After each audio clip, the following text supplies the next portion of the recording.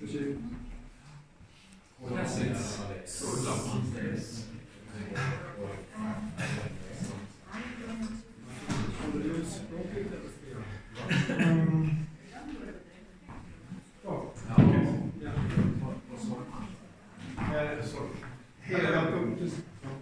minute. Hello everybody and welcome to Gotland Art Museum and this seminar, Global Questions and Local Answers. And we say welcome to Robert Hall and Professor Callahan, yes it is, who's in charge of this seminar. And you will enjoy it. So I leave the words to you too. Okay, thank you very much Anders. Very nice that we could be here. I just want to check. Är det någon som tycker det är jättejobbigt med engelskan? För vi har tänkt att allting är på engelska idag. Everything is in English today, that's what I'm saying basically. Men om det är någon som har väldigt svårt för att hänga med, vi kan säkert fixa någon enklare lösning, någon sammanfatta, sitta bredvid dig och sammanfatta. Det är ingen som tycker det är bekymmersamt. Okay? We'll do very well. We're ready to go in English completely. Martin, you have the floor. You want to or will we just continue? Oh, you could, I guess. I mean, you're on the roll. Okay, so I would like to begin with talking a little bit about the climate meeting. So we hope that we take you on a little trip today because I'm just back from the climate meeting where I've been for 2 weeks in Poland, came back midnight on Sunday. I still can't hear in this one ear because I don't know, there was a lot of, actually I traveled by train, I should say that. Train and ferry, but still for some reason I got a cold on the way home. We're trying to see if we can connect very well what was decided in Poland, which is this global decision that's supposed to affect us, with what we have to change in our own lives, and look at, after I speak about what was said in Poland and agreed in Poland, Professor T.H. Culhane will speak about his really exciting global work on one very concrete solution, which is a people's biogas movement.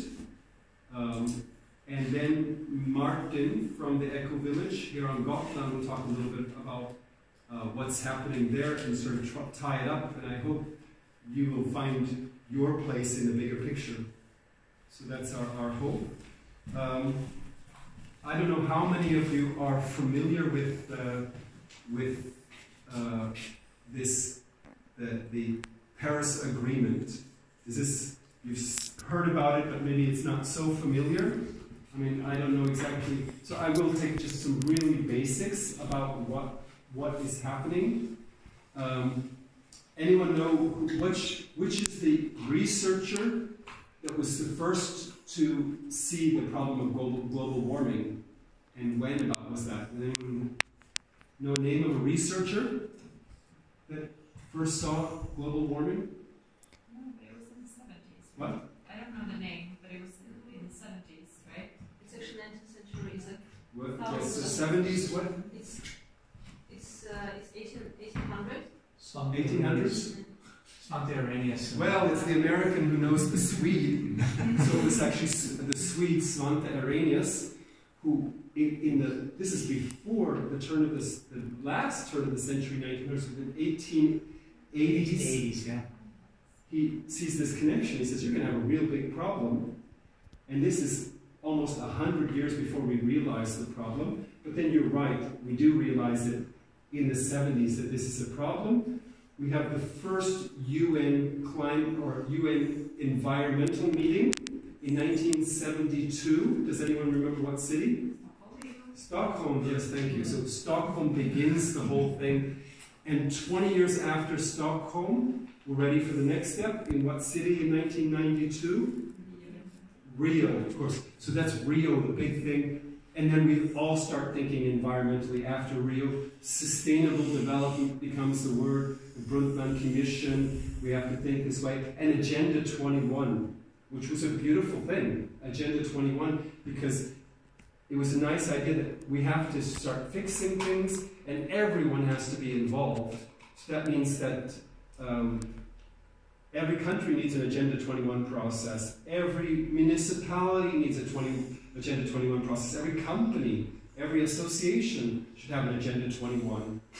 And actually, just to make a stop over what happened on Gotland, so Gotland municipality, as it was called at that point, was completely unprepared for this. They didn't know anything about environmental issues. And there was a whole bunch of NGOs on Gotland, or there were several NGOs on Gotland who knew much more about the environment than the municipality. So the municipality actually decided to start cooperating with NGOs on Gotland to learn about environment and what needed to be done on Gotland. And eventually we had an Agenda 21 coordinator for several years, who eventually got a job at the Ministry of Environment in Stockholm, Kjell Rosén. So it was just working about a block away. So that was that process. And what's interesting, even though all this sustainable development, general environmental talk started in Rio in 1992, what also was agreed in 1992 was the UN Framework Convention on Climate Change.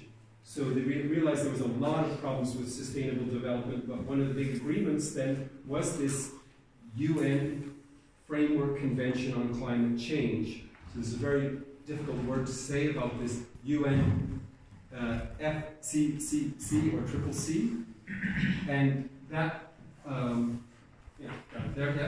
and this is the convention for climate change. And nothing really happened because it was just an umbrella framework convention. We have another person from Katowice here. It took another couple of years until Berlin in 1995, where we actually created a this is how these things work with these international agreements, these big umbrella things. They have no mechanisms inside. You get the countries to agree we should do something, and then a few years later they get an agreement under that one who says exactly how it's to be working, but that's vague, and they keep on working. So what we're going to see here, and what we're going to tell about what happened in Katowice, Poland, was an extremely fragmented negotiations about a whole series of different agreements, but they're all under this umbrella called UN FCCC. So in Berlin in 1995, you get the COP. It's the first COP. It's the meeting of the parties. And today there's 197 countries associated with the convention. I don't know if it's 197 countries because the EU is not a country and it became a party to this, which affects us in Sweden quite a bit. So the EU is a very important actor in the climate change negotiation process, and it's this huge block of countries that is relatively progressive, even though it's part of the developed world, so the so-called developed world. So basically, the negotiations in Poland were fragmented of many different treaties that are all connected together through the COP. So the COP is the process. This is COP 24. It's the 24th year of these COP meetings, and each one is trying to put more mechanisms in place to get us to agree that we have to go in a certain direction on climate change.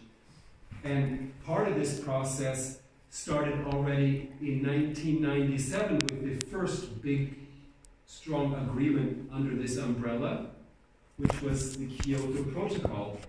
So that's really the first time we have some legally binding agreement that we have to change on climate. But what's interesting about Kyoto, who was affected by Kyoto? Does anyone know? Which was everyone involved in Kyoto? Really affected by or involved? Who was actually, well actually, even if, I think, because it's part of the COP, everyone could be a signatory of Kyoto, but the only ones who had to change their behavior were the so-called developed countries. So it was just the global north that had to obey Kyoto, and eventually the Americans leave it. And so it's this sort of weird dead treaty, and people, do we really want to follow this? Because the biggest historical emitter of CO2 doesn't want to even be participated. So we had many mechanisms that were set up under Kyoto, which are still valid today. So a lot of our emissions are actually still controlled today by the Kyoto. And this was something they should deal with in Poland. And this is the one thing they completely failed with. So the whole idea of carbon markets, which many of us, well, I would say that the NGO, environmental climate NGO sector is very critical of all these carbon market mechanisms that were set up where you can trade and buy and trade these carbon emissions. It didn't really work to get people. I mean, our emissions just keep on going like that, even though we have these markets. So something was wrong there. And now these markets should just be either brought into under the new part of the Paris Agreement, or they should be changed and renegotiated. And this is something they couldn't agree in Katowice about. So this is the one thing they just said, it's not going to work. There's a lot of problems with Brazil on this and about double counting, because what's going on? You know, Sweden is very proud that we're doing so well on climate. I mean, the reality is just Sweden is exporting its emissions more and more. So our emissions are in China now, because we don't have any emissions, we don't have any dirty industry. Let's go shopping and buy all these things that are imported from China and other countries who are having their emissions go like this to produce things for us here. So this it becomes a big question if not only how much are you emitting in your country, but how much are your consumers responsible for emitting in the rest of the world. And also we have as you mentioned as well, the shipping involved in moving all these things around the world to get them to the consumers. So I would say, just like to point out, there was not one negotiation and everyone sitting in one room. We were in a complex with 25,000 people. So there was 25,000 people attending the COP. There was about 50 negotiators per country. I'm sure some had 100 and some had only 15. But most countries, you don't go there alone. So in the beginning of the week, it's a lot of experts and maybe high-level bosses from environmental ministries and environmental authorities who also maybe bring in some other academic experts to help them. And as the week goes on, if they can't get to results, they get worried because they know the politicians are arriving. And the politicians arrive in the second week and start to have their negotiations. And then what the civil servants couldn't agree with between these 197 countries, the politicians are supposed to roll up their sleeves and take the tough decisions. And I mean, the big question is what was actually concluded in this big meeting. And it's really hard to say it was a fantastic result or it was a terrible result. Some people are saying the one and some people say the other. I say it was a very mixed bag of results. We have some things that, wow, I'm very happy that happened. And there's other things that, wow, that's a really pity that happened. It could have been worse, but it could have also been much better. There was no huge decision that said, wow, we can relax. So, which I think is a very healthy thing, because coming home, everyone hoped that we're going to get some global solutions in these 2 weeks. And the result is everyone left knowing, shit, there is no global solution that's going to solve this. We all have to go home and do our work. Which is the countries are thinking that, but I think perhaps the entire audience, the world population, realizes that politicians don't have this under control. We all have to help somehow. We all have to figure out what is our role in making this big shift. Some of the issues that were discussed is the question of mitigation or adaptation. Mitigation is how we're going to stop emitting the things that are causing climate change?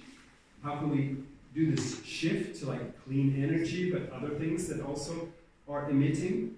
And then the other side is adaptation. How do we adapt to the reality? There's like a 30-year lag on effects of climate change. So the terrible summer and forest fires Sweden had this year is because of the climate change from the 1980s that we're feeling now. And it's been going up there. So in 30 years, we'll be feeling the effects of the level of CO2 of today. There's this lag on effects, they think. I mean, a lot of this, these details, but this seems to be that there is this lag effect. Well, things are happening a lot faster. The polar caps are melting much faster than they ever realized. So things are happening. So it's not an exact science, but we know which directions things are going, and we have to make some shifts. And I think people really across the globe are realizing we have to make some really big changes at the same time as there is this tendency to business as usual. Yeah, someone should do something about the climate, but I have to continue running my business, I have to get to my job, etc., and nothing really changes. So we need some decisions, and that's why I think this decisiveness has to come from all of us. We can't just wait. So don't wait on the Swedish central government. We should push our politicians on Gotland to make some changes, but of course we should also personally make some changes. There's something called the Talanoa Dialogue, which was launched by Fiji, which was the presidency last year. This year it was the Polish presidency. Everyone was terrified of the Polish presidency because Poland is the coal country. And Poland decided to have the negotiation in Katowice. Katowice is the center for Polish coal mining. The event was held in this huge complex that was designed to look like a coal mine. So this building B in the center of the complex had this black roof. So I don't know if there's a photo up there, with little lights in it, glittering. And yes, here. So this is to look like a coal mine, going through a coal mine. And there was like a lot of, from the Polish side, even though the Polish are showing it like two faces, they have a environmental minister and a COP responsible person that are doing a lot of good things and talking about a big shift to wind and solar. At the same time, there's a lot of people talking about just transition, to have a very fair, just transition, which means let's not throw a whole bunch of workers out of work. Let's think about how this is going to affect people, but also that puts a little bit of lethargic, slowness to this shift, that we need a really rapid shift. But I mean, if you're a coal miner, a middle-aged coal miner, you really don't want to give up your lifestyle tomorrow and start putting up solar panels on people's roofs. But I think this is sort of what we need to see. We're talking about a just transition. We need to retrain coal miners to put up solar panels. But what this Talanoa Dialogue was starting, the Talanoa Dialogue, this is the introduction of the Fiji presidency. In Fiji, when you have problems, as in the South Pacific, you gather people in a circle and you listen. And we're not listening very well, so the Fijians said, why don't we have a Talanoa Dialogue where everyone listens actually to what everyone says in the circle about how they can make the big shift. And they said, and everyone should do it. And that was really beautiful. That was really, the Fijians, of course, are extremely interested in good climate action because they're going to disappear otherwise. So they really wanted some good discussion, and they said that everyone in the world should be involved in Talanoa dialogues.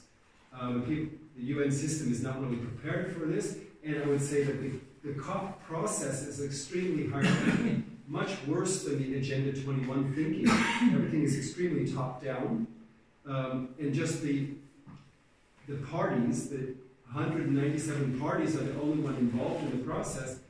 And for example, Sweden, as far as I know, made no consultancy process with anyone in Sweden about this. I mean, it was our government that had to make some proposals of how much Sweden could change. But I didn't see any real process of asking Swedish regions, municipalities, businesses, and how can we change our behavior in Sweden. It was a really top-down decision.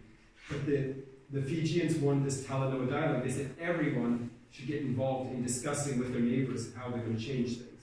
And that was a really nice process. And that has also led to, in Katowice, a call for action called the Talanoa Call for Action, after everyone needs to do something. And that's nice to hear that this UN process actually recognizes the need to involve everyone, which is what we think as an NGO. I represented there an umbrella organization called Ecovillage, which has been up here, that believes that nothing is going to happen unless you involve people.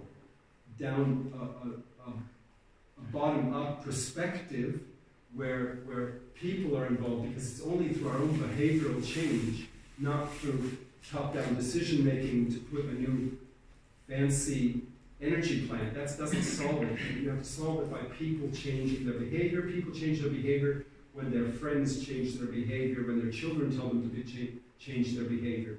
So we need to utilize this energy and not just leave it with the national governments to make the decisions. So that's what, thanks to the Fijians, we have a Talanoa call for action and really welcoming everyone into the process, even though it's still very much a state-to-state convention. Some of the main result everyone was talking about is the Paris Rule Book. This is the rules of how we should all, or how the 197 countries need to change their way of doing things. They're using now a phrase called the Katowice Climate Package, but it's basically about this rule book. And the rule book is how every country must report on what it's doing, and every country must account for what it's doing and say how much it's spending, etc., and how much it's donating to this. So this is this Paris rule book, and it was decided it's not perfect, it's missing the carbon market part, but it's more or less there and means that we can start implementing from 2020. But the big question of Katowice COP was climate finance. How much money can we get? And the goal was $100 billion per year needs to be donated into different UN funds to pay for the transition of the global south. Because who messed up the world? It wasn't Rwanda that messed up the world. It was the global north who got rich off of the last couple of 100 years of industrialization using carbons, hydrocarbons that have basically been in the Earth's crust produced during the last millions of years. It's millions of years of sunlight that hit the Earth that are locked in the Earth's crust that we foolishly took out and put into the air, and now we have climate change. But we got rich off of it. We have these very prosperous northern countries, and we're not terribly affected by climate change. The climate change effect is mainly in the global south, where they're having huge problems, and they never got on their feet yet, since colonialism, etc. So they're saying, it's not about everyone transitioning, it's about you guys who made the problem need to pay for our transition. So we go straight from perhaps no electricity in the village to solar electricity, and we skip over the bad parts. We need technology transfer, we need the money to pay for good sustainable development. Rich countries are worried enough about shifting their own things, they don't know if they really have money for that. The result of Katowice was that the Germans made huge contributions, and so the Germans were the biggest donors to the Green Climate, the Green Climate Fund, and also to the Adaptation Fund. Norway also made some very big contributions, and a third fund called the Least Developed Country Fund. Sweden actually made the biggest contribution there, so that was really nice. Sweden was able to do that as a small country, made the biggest contribution to that. but it's way below what was needed. So there's still a lot of need to get money into these funds and get things happening.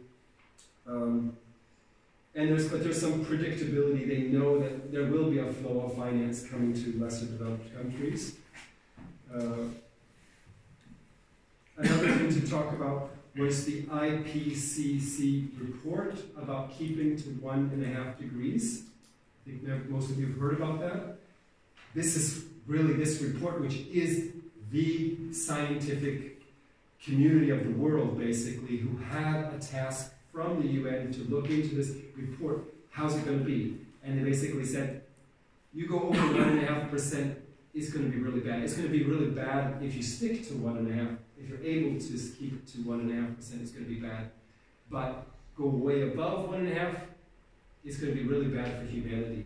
I mean, the planet survives, but the human species may not do very well. At the moment, we're still on a 3-degree trend, which means it's not really survivable. So there is a need, and they said this magical thing that you've got basically 12 years to make a shift. You've got 12 years to break this trend and get it to start going like this.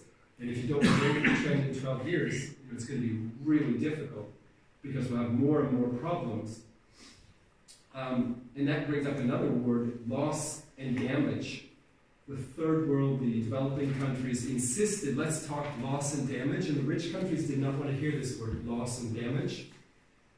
They're saying, we are already affected today. Countries, Pacific countries, Caribbean countries, their islands are disappearing. They have to buy high-rise apartments in other countries to put their population because their country is disappearing. The Maldives was very active. St. Kitts and Nevis was very active, saying, we're going to disappear, we're going to be dead. Our country is disappearing, we have to get people off our islands. So there really was some urgency there. And Katowice, the COP, went along with this and agreed to recognizing loss and damage. It wasn't certain because a lot of rich countries didn't want that in there, but they did realize loss and damage needs to be accounted for, reported on. There's something called the global stock take, which independent science is supposed to see how we're actually going on this process and report on it. And that the countries need to adjust. That's basically what the Paris Agreement is independent science telling us how well are we going to actually, how are we doing, and then to adjust on this, to adjust to this, and then each country has to change its commitments in order to us to make sure we make that 1.5. We keep things down to 1.5. And that's a cyclical process every 5 years, so checking how we're doing and adjusting. And so Sweden should be adjusting now, and that's why I think it should be broken down. We should be talking on what's Gotland's part of this, what does Gotland have to do, and how can Gotland actually do better than what Sweden is asking it to do. I think we could. Gotland is a perfect model for let's get rid of fossil fuel cars to 2025. I mean, it would be possible. It would be possible that every Gotlander got a new non-fossil fuel car at half price, paid for by some EU fund or something like this as a model. I mean, there's a lot of possibilities out there if we're open for them. Let's see, I'll just try to close up. I don't know, because I've been talking a long time. Yeah, the next COP is going to be in Chile in 2025. We'll solve, hopefully, the carbon market issue. Enhance the ambition. We really need to increase ambitions. This was the homework. You guys have to go home and see how you can raise the ambitions of your countries, which includes Sweden. Because, I mean, the EU is thinking that, okay, Sweden now has this climate law, very advanced, that we're trying to become carbon neutral by 2045 or something like this. When is the rest of the world? And then people say, well, the rest of the world maybe by 2070 could be carbon neutral. This really, we're playing around, we're playing with fire to not have more urgency than that. Yeah, I think I will stop there. there can be immediate clarification questions. Otherwise, we're hoping that TH will speak and Martin will speak, and then there'll be time for a really interesting discussion, which we can weave everything together and think, what does this all mean for us? So, thank you very much. Any just clarification questions, or should I hand over to TH? Okay. I will hand over to TH. So Professor Culhane was my teacher of biogas. I was sent to a biogas training course in Portugal in the spring of 2015, and got to meet this gentleman and was able to share his enthusiasm for biogas as something really significant for doing some big changes in the world. And we're very lucky. This is the first time we get him to Gotland, and we're very happy to have him. So go ahead. I'm delighted to be here for several reasons. One, because Gotland Island in particular, and Sweden in general, have a reputation around the world as being leaders in the green energy sector, with biogas being one of the eye-opening gifts that Sweden has given the world. And so in the United States, we talk about these solutions for mitigation and adaptation. Sweden always comes up, and Gotland comes up. And it was delightful to come here on the ferry, and he picked up, and the first thing, he'd taken to a biogas filling station to have the cars, who were proudly labeled with biogas labels on them, be filled up, and then immediately Facebook Live that to groups in Florida who are very skeptical that climate change even exists, and have them say, we need this where we are too, because they're very competitive in America. So movement, Sweden's really driving things. And of course the Swedish Ecovillage of Suderbyn has been on my radar since we met and even before, being part of the Ecovillage network, and then having the pleasure to meet Robert and then talk about ways of going to small-scale local solutions for biogas that can complement the municipal scale things that are being done. Gave me great excitement. And so for years I've been planning to get here. I was only able to get here in spirit by donating a set of Chinese biogas community digester molds to the Global Ecovillage Network, with Suderbyn being the first place in the network to use these to make a community digester, which we'll talk about later. But the first thing I want to do is I want to read a poem that was made by the British comedian Marcus Brigstoke when he went to the Copenhagen climate talks in 2009, nearly a decade ago, which may resonate with what you said about the despair many people are feeling when they go to these conferences and see this incremental, slow progress that we're making. And he does it in a humorous way. He's a comedian. I don't intend to be as funny as him. In fact, it's very scary what's going on, the conclusions. But he used a Dr. Seuss poem, and Americans know Dr. Seuss. I don't know if you know Dr. Seuss. They're children's books, The Cat in the Hat, How the Grinch Stole Christmas. That was the author. So this is the Copenhagen results interpreted through Dr. Seuss. And it goes like this. The delegates came, the delegates sat, and they talked, and their bums all went flat. Then the delegate said of the country he knew, we must do something quick, but just what should we do? So they sat again thinking, and they stayed seated, sitting and thinking the planet's been heated. I think, said a delegate there from Peru, that we all must agree on some things we could do, like reducing emissions, at least CO2. So they nodded and noted and vetoed and voted, and one of them stood up and suddenly quoted, it's the science, you see, that's the thing that must guide us. When the leaders all get here, they're certain to chide us. So they sat again thinking about what to think, then decided to ponder what color of ink to use on the paper, to use on the page where they'd all agreed to be selfless, not greedy, McGreedy. But how do we choose just what color to use? Said a delegate there who'd been having a snooze. We need clear binding targets of definitive action. We must all agree clearly without more distraction. So they sat again thinking of targets for ink, but the ink in their thinking had started to stink, and they started to think that the ink was a kink in the thinking about red things, about real things. They should think, if the climate needs mending, then this is our chance, said the nuclear delegate sent there by France.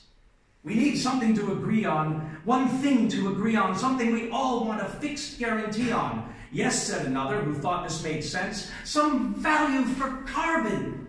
in dollars or pence. But the mention of money and thoughts of expense had stifled the progress, and things became tense. The fellow from China, with a smile on his face, said, "Who put the carbon there in the first place?" "Wasn't us," said the US, "and Europe did too." Then a silence descended, and no words were spoken, till a delegate stood up, voice nervous and broken. "Is there nothing upon which we all can decide? Because on Wednesday my chicken laid eggs that were fried." "We all like a sing-song," said the bloke from down under. But then the great hall was all shouting and thunder. Policemen had entered, and were wearing protesters who they'd beaten and flattened like bloodied southwesters. Sorry, don't know English very well. The police had decided to downplay this crime with prevention, detention, and beatings in rhyme. The greenies who'd shouted and asked for a decision were now being battered with lethal precision. All sick of inaction and fed up of waiting, all tired of the endless debated placating, they'd risen up, grating, berating, and hating, so the police had commenced the related abating. Ban Ki-moon put his head in another man's lap and was last heard muttering something like, "Oh, crap." But the chap next to him said, "It's more like it's poo." So the great hall debated not what they should do, but how to decide between crap, cack, and poo. "It is poo, it is cack, it is crap, we agree," which was written and labeled as document 3. "I think if we all find one thing we agree on, then maybe Brazil might be left with a tree on." So they sat again thinking of trees and Brazil, and of glaciers which had retreated uphill, and they thought of the poor folks whose homes were in flood, but less of the protesters covered in blood. They pondered the species so nearly extinct, it's as if they all thought that these things might be linked. "We need a solution, we need action, please," said a lady who'd come from the sinking Maldives. The others all nodded and said it was fact, that the time must be now, and not to talk, but to act. Then Obama arrived and said most rhetorical, "Our action is action, but not metaphorical." Wow, they all thought, he must mean allegorical. I love it when Barack goes all oratorical. "But the problem I have is that Congress won't pass it." "Bugger," said Ban Ki, "then sorry, then ask it." Then Brown said, "I've got it now. How does this strike you? It's simpler when the voters already dislike you." He suggested the EU should lead from the front. So the Mail and the Telegraph called him something very unpleasant indeed. So the delegates stared at the text with red marks on, ignoring the gales of laughter from Clarkson. No one was satisfied, nobody won, except the morons convinced it was really the sun. And they blew it and wasted the greatest of chances. Instead, they all frolicked in diplomat dances. I'm sure that happened at this as well. And decided decisively right there and then that the best way to solve it is to meet up again and decide on a future that's greener and greater, not with action right now, but with something else later. And that was 10 years ago. And it, I think, captures what's been going on, this merry-go-round. And I, as a policy student 10 years ago, getting my PhD, was going to meetings like this, had participated on the Global Ecovillage Network as a speaker in the Johannesburg Earth Summit in 2002, seen the same charade go on, and thought, isn't there something I can do? And I got out of policy, because policy wasn't working for me, and got into direct action. In which of the 17 Sustainable Development Goals can I personally put into effect in my life without trying to get others to make documents binding to get others to do it, saying I have to be the change. And I thought, well, the one that I can definitely do, I can get clean water and sanitation, because I can be responsible for my own water and my own sanitation. After all, it is my SHIT that goes in the water all the time. So I decided I would never again, at home, defecate into clean water. That would be done forever. I knew that gender equality was an easily achievable goal.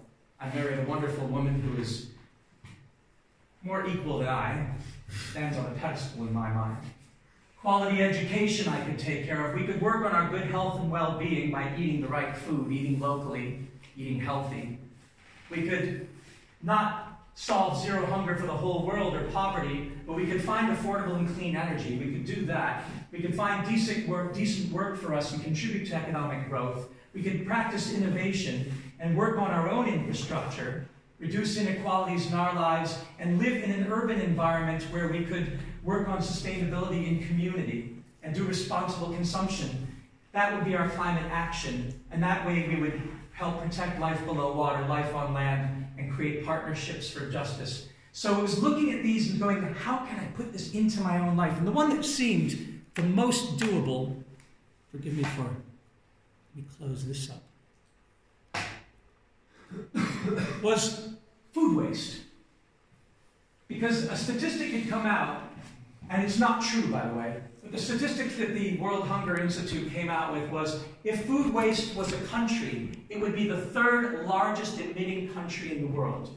Now, Politico has debunked this and said you can't compare food waste as if it were a country, because food waste is an action, and countries are countries. And so the graph isn't accurate, but it's suggestive, because food waste alone accounts for about 4.4 gigatons of CO2 equivalent every year. And when compared with countries' outputs, it does rank as the third largest emitter. The reason that the figure doesn't really work is because there's food wastage going on in all these sectors too. So forgive the inaccuracy of it, but it does make a compelling argument that if there's one huge thing that we as individuals can do that can make a huge difference, it's eliminate food waste. And I knew about going to food banks and taking food that was past its expiry date and giving it to homeless people. I mean, that was all going on, and I was doing that, and friends of ours were doing that. But I was looking at the food that we waste because we can't help wasting it and never will be able to help wasting it. The banana peel, the orange rind, the pit of the avocado, the peel of the onion, right? These are things you're not going to eat and you're not going to give away, but it's wasted energy nonetheless. And this obsessed me, that I could do something to meeting those goals if I could reduce food waste. Another graph that's compelling shows that in terms of sectors, with industry 30% of greenhouse emissions, in agriculture 25%, in buildings 19%, transport 14%, energy 11%, food waste comes in at 9% of global emissions.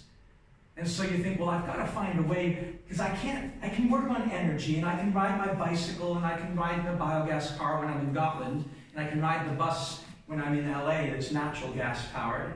I can work on better efficiency of buildings. I can try to grow my own food. I don't have much impact on industry except by my consumers, but I can take care of every single plate that I scrape of food scraps.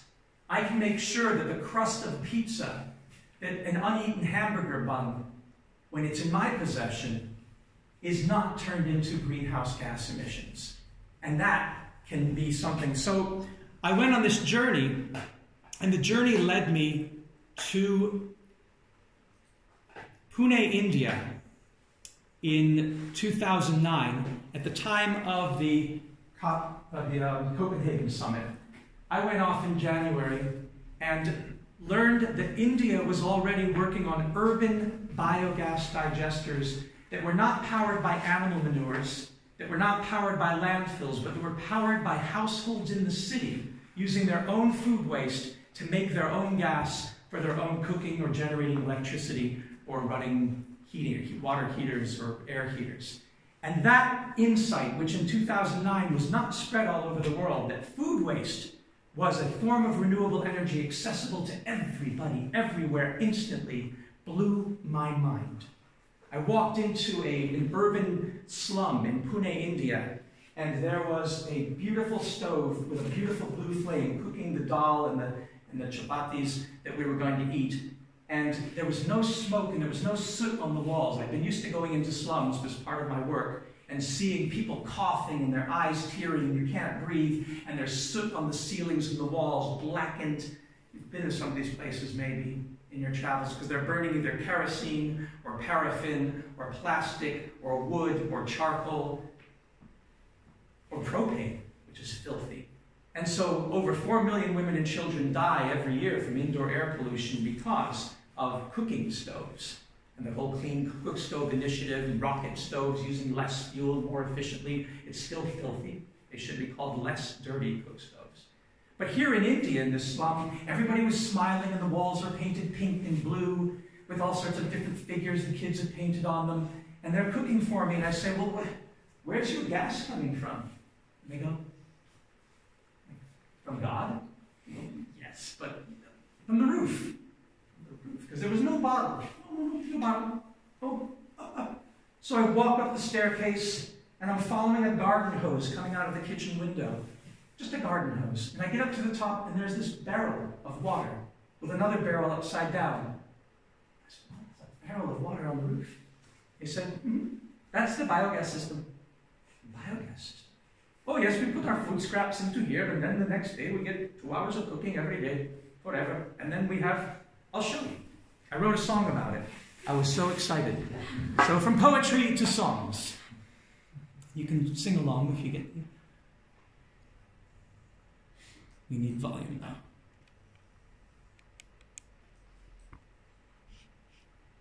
Got it? Is it? Not happening yet. Okay. The approach to general. There we go. So this was my mentor in India. Dr. Carvey of the Appropriate Rural Technology Institute, ARTI, has developed a revolutionary approach to generating methane. The new method is more efficient than the traditional one, and it doesn't need dung. Our system is 400 times as efficient as the dung-based biogas plant. And because of that, we could reduce the size. So after meeting him, I went back to Cairo. And I started experimenting with rooftop biodigesters in the city. From biogas, and the gas it was made from bacteria. You have plugged in the light. Hi, this is T.H. Culhane from Solar Cities, and we're standing here. We built this tank identical to the ones we've seen in India. I keep the lights going. Anyway, we are now running our first one-stroke 6.5 horsepower engine on the biogas that had us produced. You can hear me shaking it, pushing the last gas out. And anyway, we're running our engine and making this light out of biogas from yesterday's kitchen garbage. Yeah, that's true.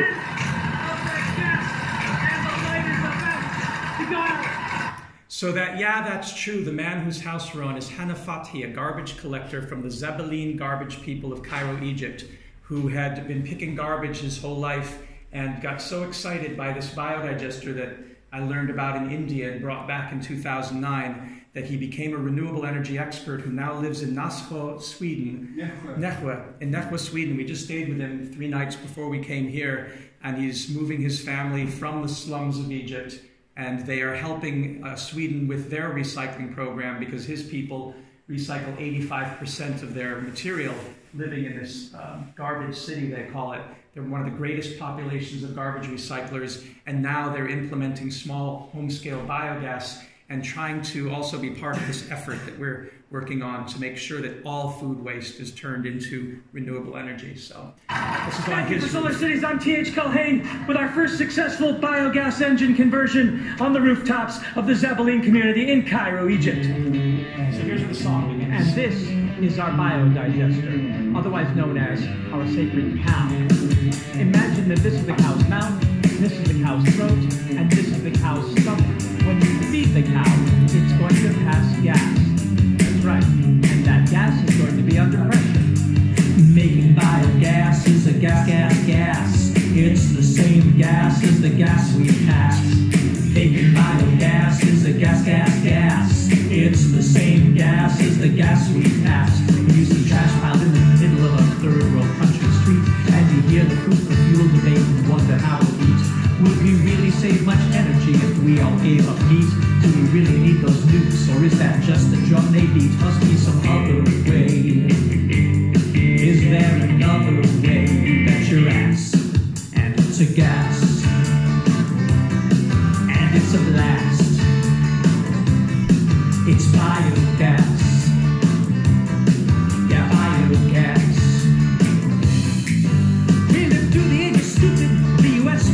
fools, spreading blatant propaganda that we needed fossil fuels. But we've always had bacteria and other microbes too, making methane gas and alcohol and other biofuels since and before. And way before. There's been no need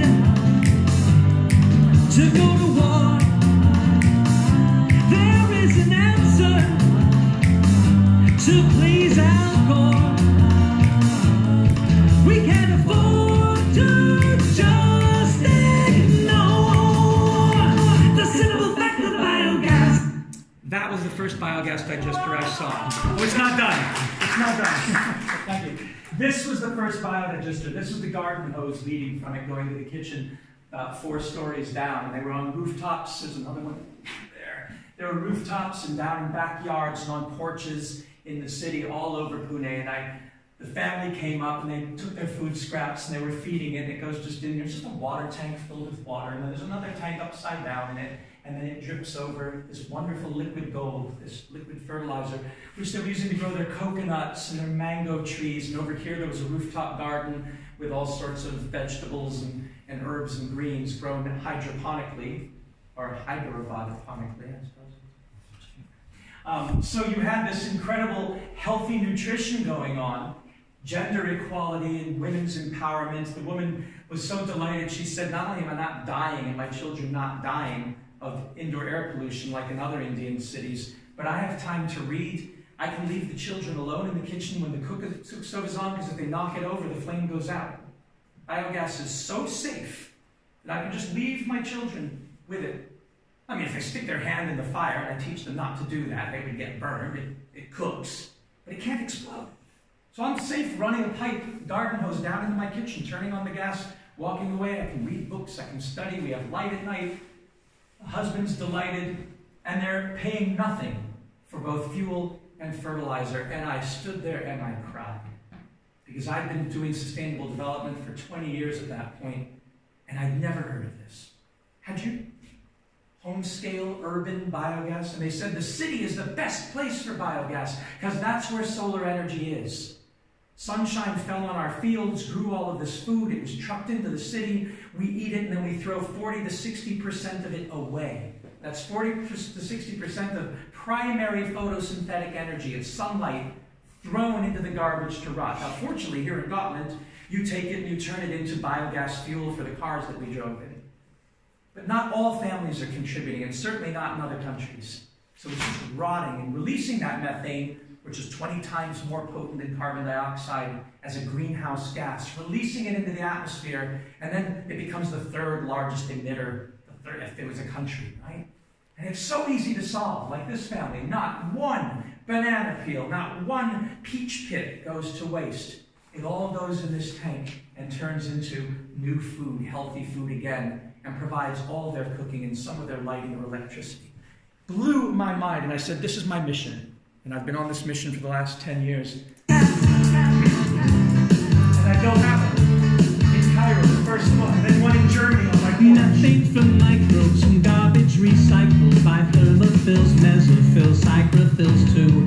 This is the only true natural gas. The other is still fossil fuel. Fossil fuel.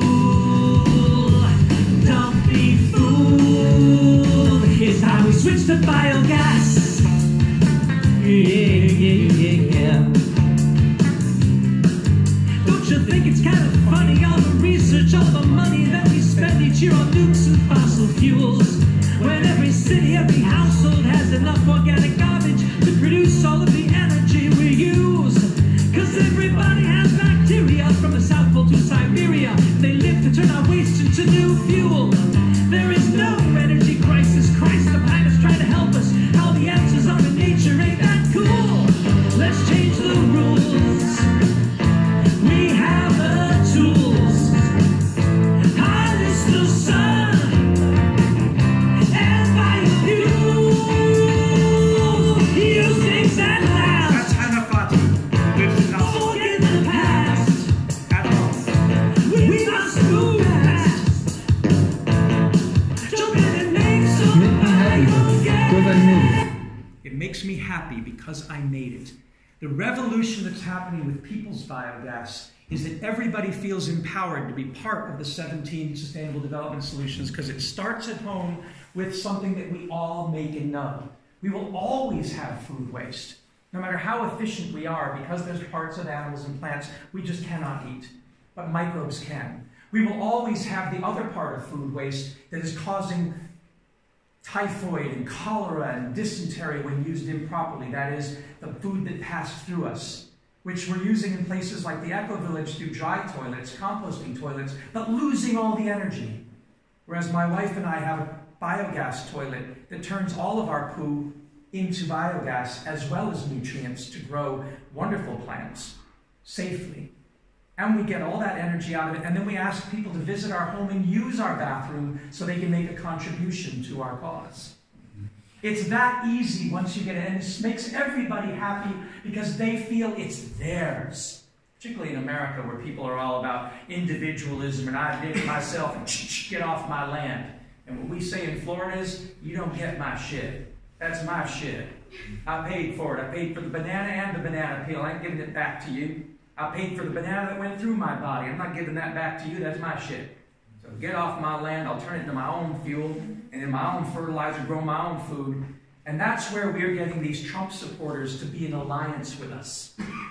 Because they voted for the wrong man, but for some of the right reasons. They were fed up with big government, big structures. They want little things that they can do to be happy, whether you're living in a slum of Cairo or now in Egypt and in Sweden, but at that time living in the slum. We're happy because we make it. We're happy because we make poo. The delegates didn't know. We're happy because we make food waste, because we don't eat everything, because the dragon will. Anybody can make biogas, folks. You can try this one at home. Just a couple of plastic containers, one filled with some grassland water, manure, or lake mud for the microbial starter culture, the other to collect the gas. Feed the tank your kitchen waste today, and tomorrow you get up to 2 hours of truly natural gas. Cause making biogas is a gas. It's the same gas as the gas we pass.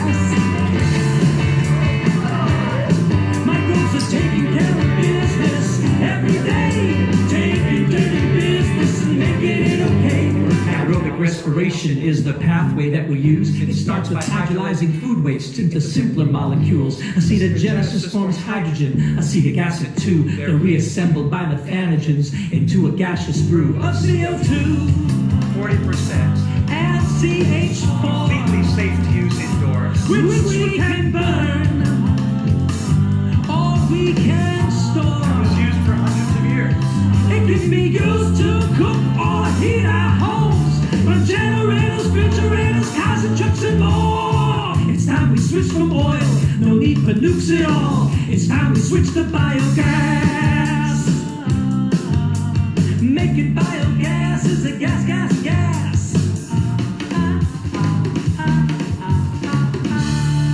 That's my son when he was about a year and a half. He was 2 then. Loading an engine. And it works. It's so simple. No smoke, no soot, and so little carbon monoxide that we've run these engines indoors in the winter when we needed electricity and not died. It's that clean, it's that safe. It's hard to emphasize it, but I think if I show you a video that was done on my wife and I, on how we live, you'll get an idea of where it fits into the whole context. So indulge me for this. I'll take you to Florida now to how we live in accordance with our principles.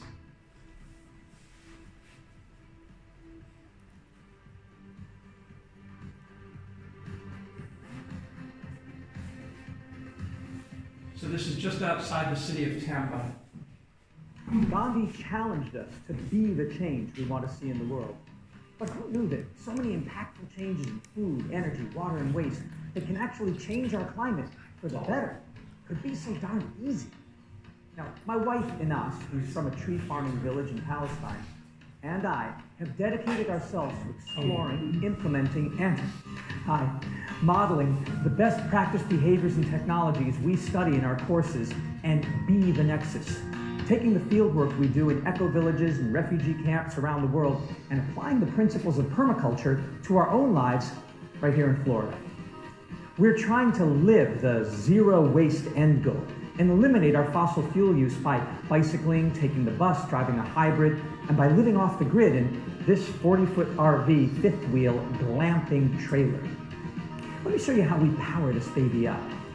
We power all our electronics, the microwave, the lights, the dishwasher, the washing machine, the big screen TV, the electric guitar, etc., with a 1 kilowatt self-installed solar electric system. 6 of the 10 panels are new, ordered from Amazon Prime with free shipping. And 4 of the 10 panels were on the roof of my apartment when I was off-grid in Los Angeles 20 years ago. They last that long. But wait, there's more. We have a handmade solar hot water system, an aquaponics food production system, and, of course, our home biogas systems, domestic fire-breathing dragons that turn all our food and toilet waste and gray water into clean fuel and fertilizer. We even have a wind generator, a biogas generator, and a bicycle generator to get through cloudy, rainy periods. Come inside. Let me give you the grand tour. Welcome to our humble abode. I'm standing in our solar-powered cinema with our renewable energy entertainment systems. Here's the place where we play Fortnite and Fallout 4, and we watch movies like Zoo and Fear the Walking Dead. We're definitely prepared for the zombie apocalypse here. And Expanse, all about living on a space station, which is kind of what this place simulates, and Under the Dome. This kind of entertainment informs our science. And you may be wondering, how do we power all of this stuff in the real world? How do we power our entertainment center and our stove and oven to cook food, for example? Well, we produce fuel from our toilet wastes and gray water and food wastes, and we have solar panels.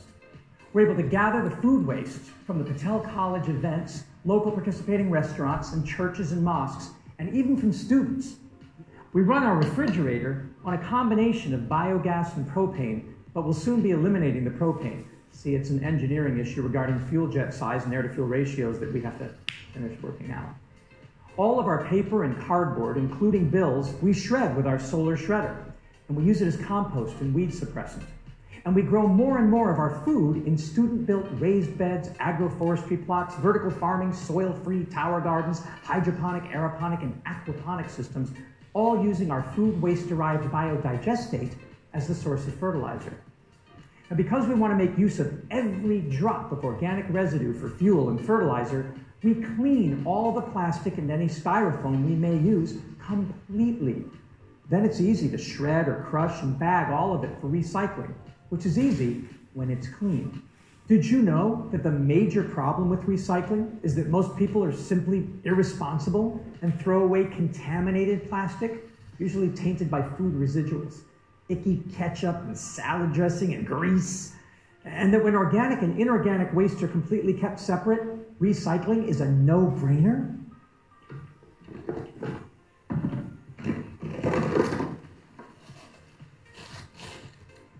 Since we've figured out easy ways to eliminate 100% of our organic waste at home and at Rosebud, we're now turning to plastic and other inorganics so that we can keep all of the stuff we bring home at our home until and unless it is useful and interesting enough to sell or trade. Nothing will ever be thrown away as we strive to be the nexus and show that the fact that there is no away is quite okay once one lives in a closed-loop industrial ecology. After years of exploring ways to live off-grid around the world, we finally brought it all back to our home under the dome, without sacrificing any comforts at all. It's in that spirit here at the Patel College that we share these life-tested ideas with you, challenging you to be the change you wish to see. So that's where we are as of 2018. And we hope to get much more under the dome-ish. And the nice thing is that Gotland has a real dome. What we're doing, of course... Hey there, and welcome to DIY Projects with Pete. Today we're going to build some concrete countertops for our outdoor patio. And I'm here to... No, they're not. Ignore them. They say things. They don't really mean them. So now I just want to show you an introduction of a video that we've released. What we've done with our biodigester program is we've made it open source for the past 10 years and started a movement. And we made this video a number of years ago showing the simplest way to make a biodigester, and I'll just play the beginning of it for you. I think it's hard for most people to appreciate how easy it is to build your own home biogas system. Perhaps we want things to be more complicated than they are in order to somehow justify the suffering we've had to endure all these centuries trying to live without domestic biodigesters. Or perhaps we've simply kept the simple engineering principles out of the hands of the right people, women and children particularly, people who would intuitively understand that the waste from our kitchens and bathrooms can complete the growth cycle and become soil and food and fuel once again, and would realize that all we are really building is a stomach with a mouth and a throat, an anus and a ureter. This biomimicry is easy to understand if you think of a biodigester as a baby or as an animal, a fire-breathing dragon if you like, rather than a machine. But it is simple. Here's how you do it, the Solar City's open source way. So in this video, where we teach people using animation how to turn a simple IBC tank into an effective biodigester, one of the ways that it starts is by showing these digesters here that we built in people's homes in New York, Pennsylvania, West Virginia, and South Dakota, proving that it was absolutely safe to have an indoor dragon, that this dragon that breathes fire is not the mythical dragon that the St. George had to slay or the knights had to go against. But like in Sweden's past, or Gotland's past, the dragon that brings the life-giving fire can be brought into community to be part of our solution. They're basically just big water tanks, and they only have 3 pipes. One for putting food in, one for gas to come out at the top, and one halfway to take out the liquid gold fertilizer. That's why we use the I love you sign from sign language to teach kids how to make a biodigester, and they can be built at any size out of anything that will hold water. So these 2 twin dragons are in this family basement. There are 2 little girls play there and have their dolls there and feed the dragon every day. There's no threat. It's filled with water up to here at all times. And then the overspill of the water goes down into a fertilizer bucket that is going into hydroponics and aeroponics. And the family grows food because their daughter has allergies to food, particularly gluten. They have to be vegan, vegetarian, and they have to eat very well healthy food. So they grow their own using the biodigestate, so they don't have to buy any fertilizer at all. But it stays in the basement, and all the food comes from the food grinder through those pipes that we put in with my students. And then the gas goes out the window where a gas bag is sitting under the porch, and then it comes into the kitchen. We've built them in the Rockefeller family home, and you'll see that at the end of this video. But you can also build them outside. And as it shows here... Otherwise, you'll get a siphoning effect, such as we experienced when we built one with an elbow instead of a T in Swaziland. The siphon will drain your tank in no time, but with a T, the system automatically regulates.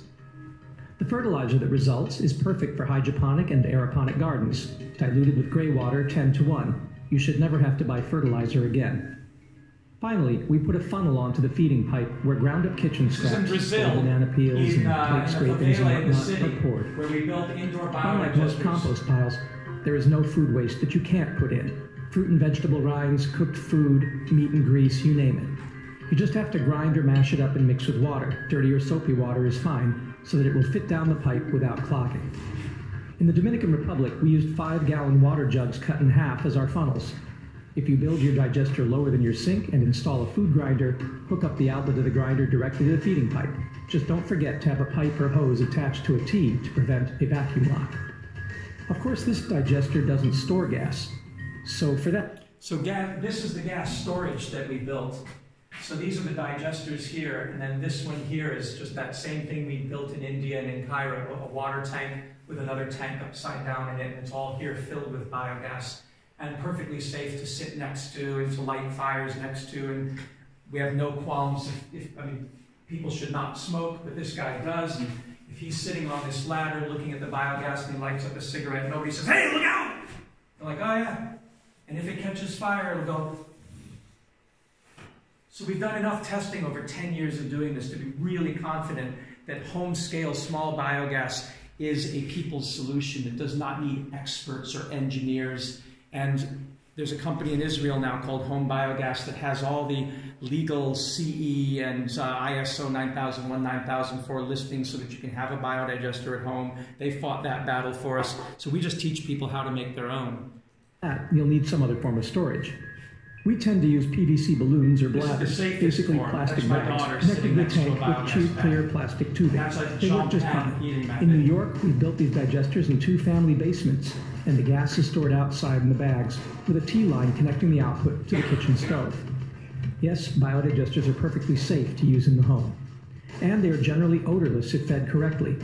But if you do want to ensure there will never be any smells emanating from the pipes, pour a thin sheen of vegetable oil or citronella in the feeding and outflow pipes every couple of weeks, and lightly cap them.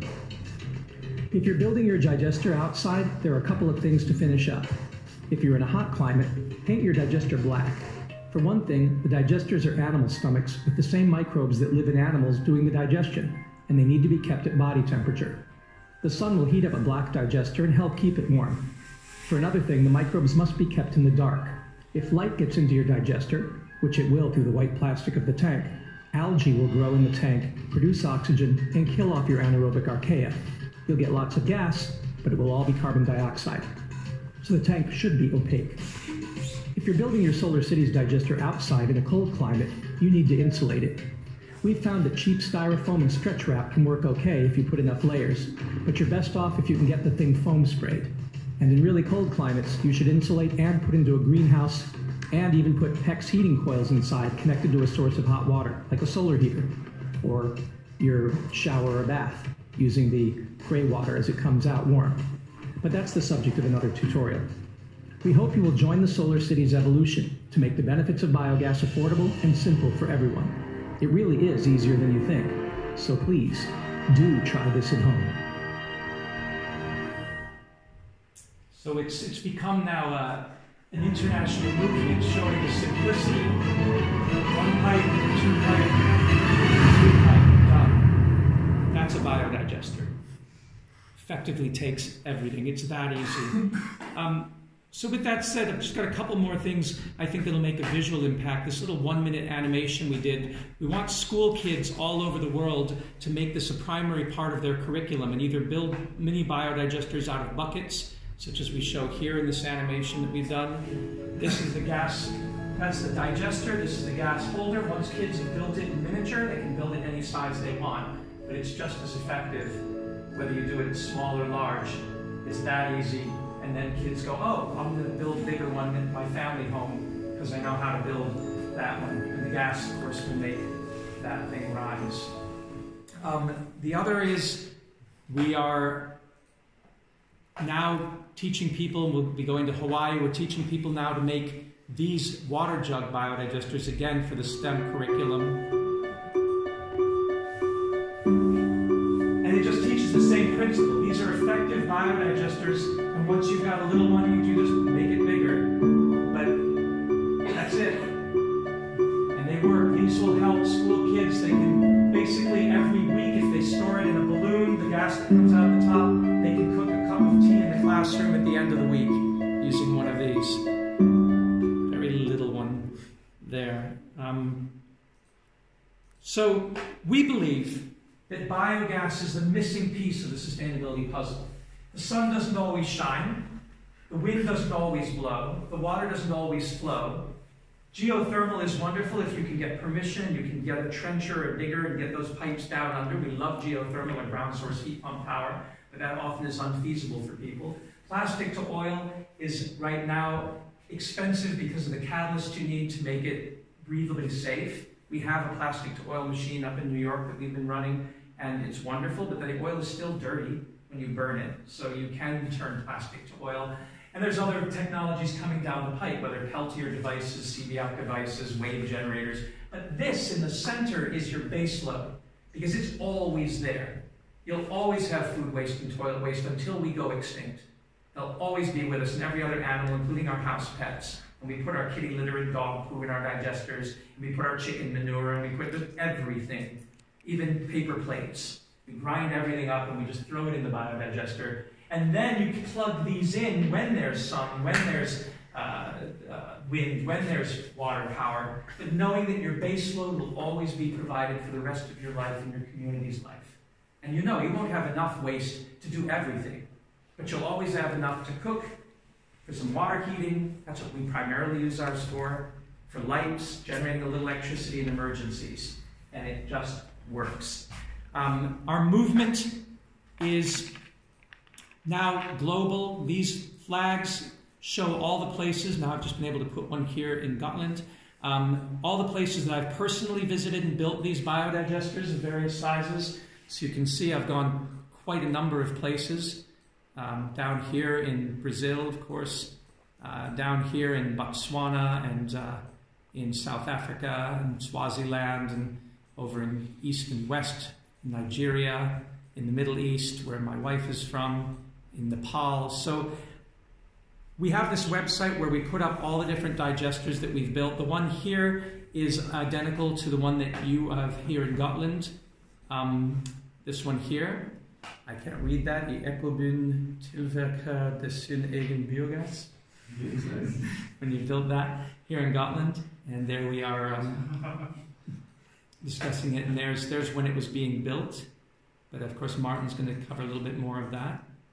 But this is called a Pusheen family-sized digester that serves. It takes these molds, the ones I gifted to the Ecovillage network. They're here in Suderbyn. You're welcome to borrow them with cooperation with Suderbyn. They're supposed to go all over Europe. I have a set of molds, 2 sets of molds like this in the United States, one with us in Florida. We're building for a restaurant right now. Another set of molds is in Pennsylvania, and we've built in New York, Pennsylvania, and Florida with these. We built 8 of these digesters. I've built them in Baghdad, Iraq, where I had a set of molds, in the Philippines, where I have a set of molds, and in the Rio de Janeiro favelas, where I have another set of molds. So I personally bought a bunch of these molds. They cost about $10,000.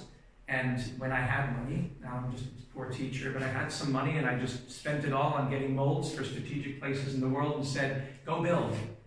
Because this is my contribution, my way of giving back and saying, I know this solution works. It's life-tested.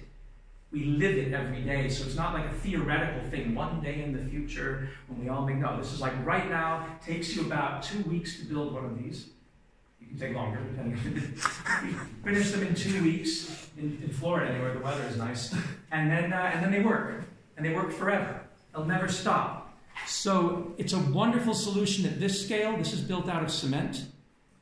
And we have a Facebook group called Solar Cities Biogas Inventors and Practitioners that is called with that long title because we don't want just gawkers. It's a public group, but this is for people who are serious about sharing in an open way all their discoveries so that we know safety concerns can be addressed. We share our failures, we share our successes. This is a student of mine who was a drug dealer who wanted fertilizer for his marijuana. So we built him a biodigester, and then he got into cooking with it and taught the Mexican-American community, then went to Sinaloa, Mexico to bring the gifts of biogas to his immigrant community in Sinaloa, and then his digester was stolen by other drug dealers. So people see the value in the fertilizer. But this is him cooking in the backyard. It gets everybody excited. This is, of course, us at Suderbyn, and if you look... All right, so we are at Suderbyn Ecovillage in Gotland Island in Sweden, and going into the biogas chamber where the gas is being stored and compressed. And so we open this up here. If there's a light in here, there is not. All right, so what we have is we have the gas coming out of the Pusheen digester, arcing up through here, going through these filters. And then, so water is coming out of here, and then there's also some iron filings in here to remove hydrogen sulfide, which you can actually smell because there's obviously some leaks somewhere. We can hear the gas building up in here. And of course, if I turn the gas on here, like so, and I light and stand back, because this is going to get interesting. Not interesting yet. Interesting as I open it up.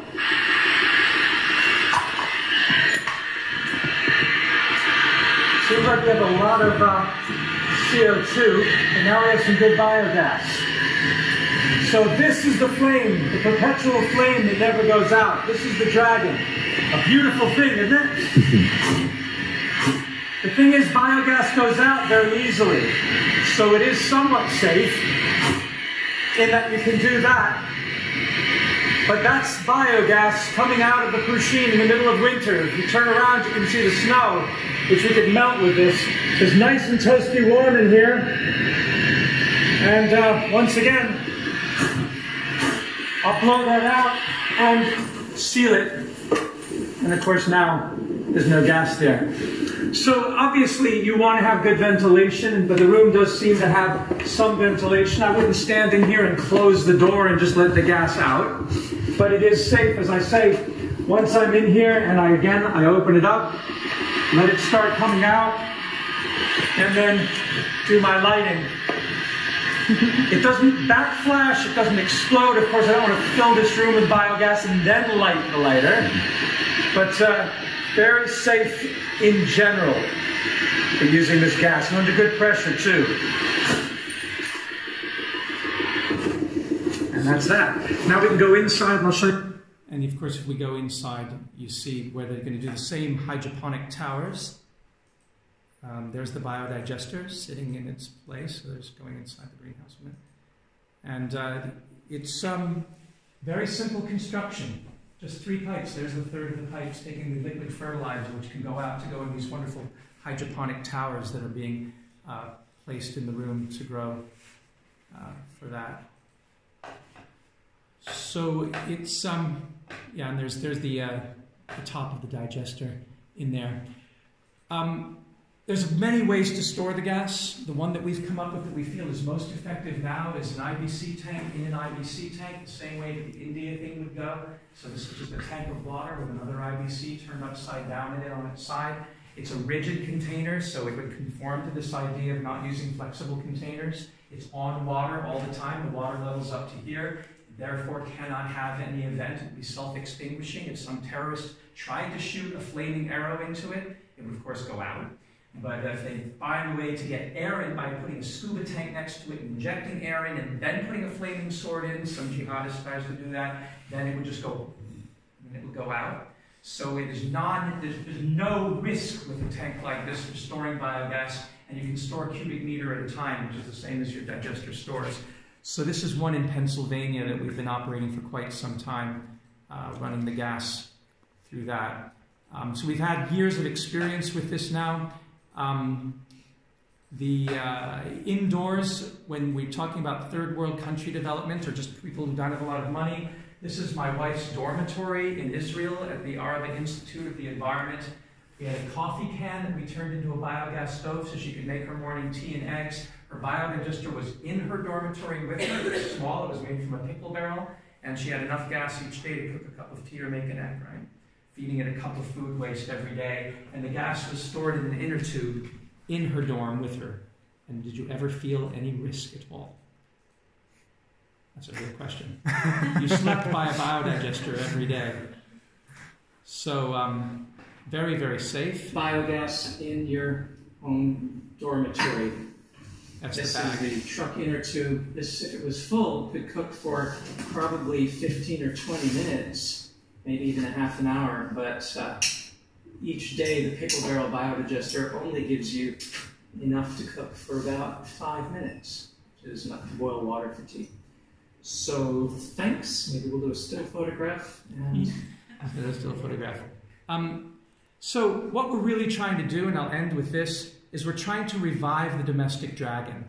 Whether you're in Kenya, where they do this as a matter of course. In Kenya they have this firewood problem. So they'll use a jiko, which is for firewood or charcoal, but before they will touch their firewood or charcoal, because it's so filthy and it's causing deforestation, they'll place that coffee can inside the jiko, put that garden hose in, and they have rocks inside here to do flame spreading, and they'll cook on biogas until all the biogas is done, and only then will they put the other combustible material.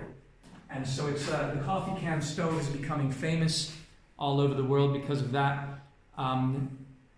Ours, of course, we dress to look like a dragon, and we do flare it off to show kids at night how the dragon looks.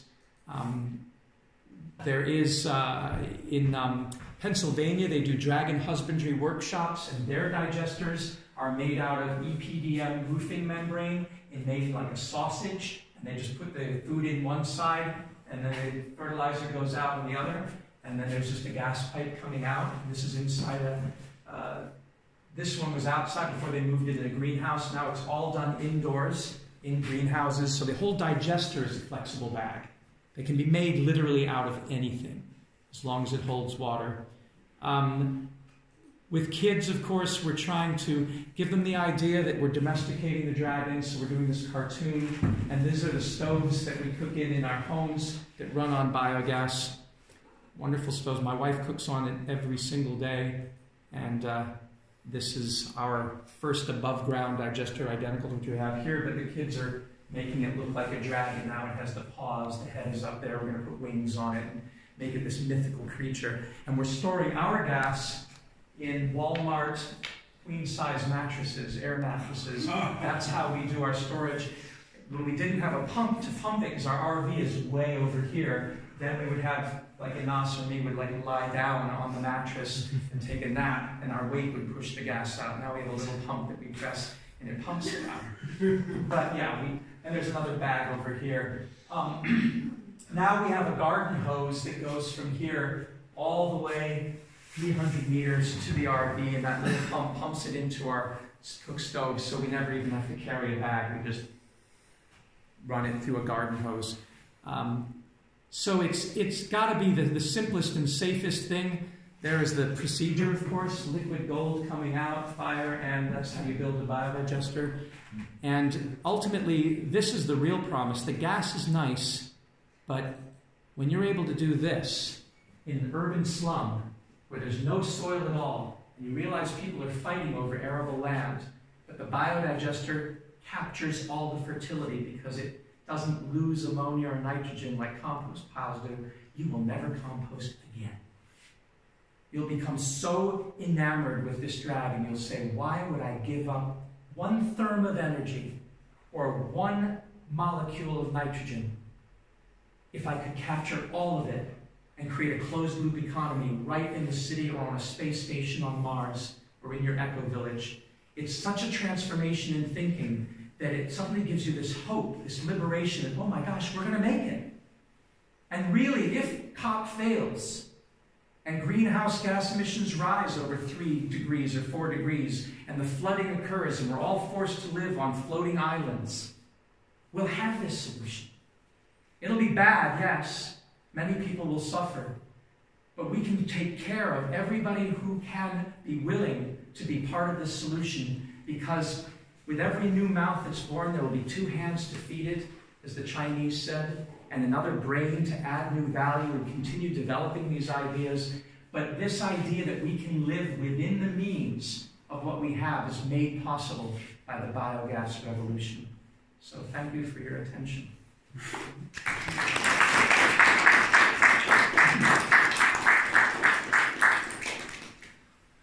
Questions, discussion, contention, disagreement? Most perhaps discussion can happen in just a short while when we do this last presentation. Take us local. Would you be able to get the chart with the symbols again for the sustainability goals? Yes.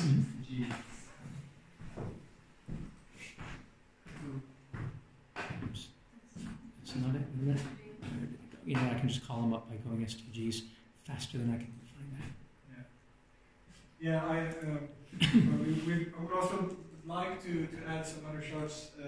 I'll look up more about Suderbyn, but technical difficulties and reluctances PowerPoint will prevent us from doing so. So maybe let me get a better picture than that. For now, and hopefully that will be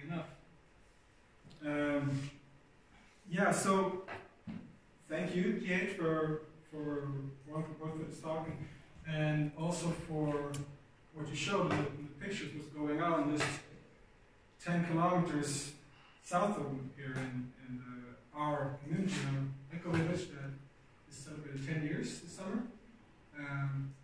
We have one of these digesters that breathed its first fire in September this year, just a few months ago. And we're now putting this digester into practice alongside with the aeroponic / aquaponic systems, kind of a hybrid with those big pipes that you saw in our dome structure. that's one of the more technical projects that we've been driving, and it's a pilot project that is called Closed Loop Baltic, and main thing is to look at how can we create some kind of model, put different technologies together to minimize the runoff nutrients in the Baltic Sea, recognizing that this value is something that we're here in Gotland have been quite careless about, and we've been really effective at providing our lovely surrounding sea with beautiful nutrients. So, extremely efficient ditching system that we put in place here in the mid-1800s. So we now kind of had to redesign something that already is a part of human design. And we took away swamps here, made it very arable for industrial farming. So thank you for that law that made that possible. And we are quite thrilled to see how this will go on with this development. We're just in the starting point, and it will be years to come before we tweaks with the crops for growing, tweaks with the energy as well for our own need. But that's a technical solution, and there are many of those, both solutions that are tying us perhaps more closely together with nature and the microbial life, and looking at how are we seeking synergetic effect with nature, and kind of befriending it, after perhaps realizing that we nurture a culture around the petroleum industry, or the petroleum is some matter both in energy but also in plastic. And this has created a society that is perhaps not so healthy and quite toxic, which we are more and more agreeing on, and seeing how are we actually finding solutions that recognizes that we have a trajectory that is not so well, and how can we get a new trajectory. So what we are trying to do in Suderbyn, we're kind of calling ourselves an international local place for sustainability, for what's it called?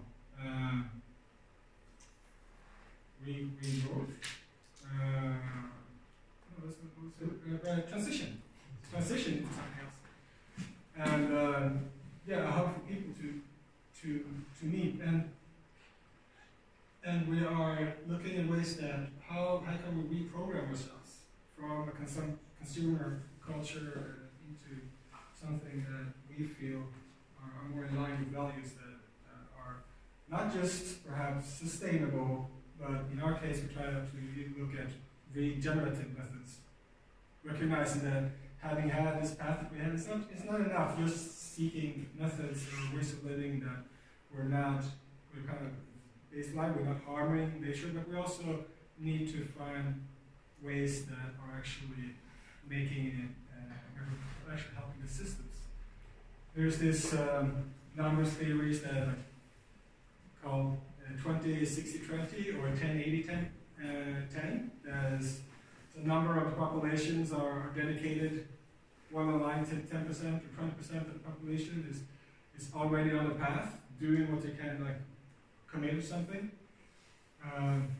Sustainability or transition being that case. 60 or 80% are wanting to, but they're not engaged yet. But they're ready to do something, but not yet activated. And then we have the last 10-20% that are in opposition, basically. So what we were perhaps considering ourselves a part of the 10 or 20% that are in this process already, and Suderbyn is a pilot site for the rest of the 60 or 80%. So we want to showcase technologies on energy, on other ways of co-living, on resource sharing, but also social innovations. So we're working on both those fields. The biochar, or biogas is one part of it for sure. This closing the loop. Biochar is another one that we hope to introduce here in Gotland with we and other local actors here. So we can introduce one technology that can actually be carbon positive. We can bind carbon and put it back in the soils and have every day live out the life that it becomes regenerative. This biochar is also something that is important for us locally, looking at the current water situation and recognizing perhaps that the climate might shift. We have more intense dry periods that are higher temperatures, longer, and how does that affect us in terms of resilience and localizing like primary crops? How can we grow more food locally, and how can we do that in a resilient way? So we need to recognize, okay, our soils are not going to be happier, they're not going to retain more water, we need to help it. And biochar is one of that way. Adds microbial life, adds capacity to hold nutrients in the soil, and also hold water. So there's many techniques that we need to look at the water, we need to look at the soil. These are both things that we have for a long time just seen as resources that we're taking away from, but not contributing back to.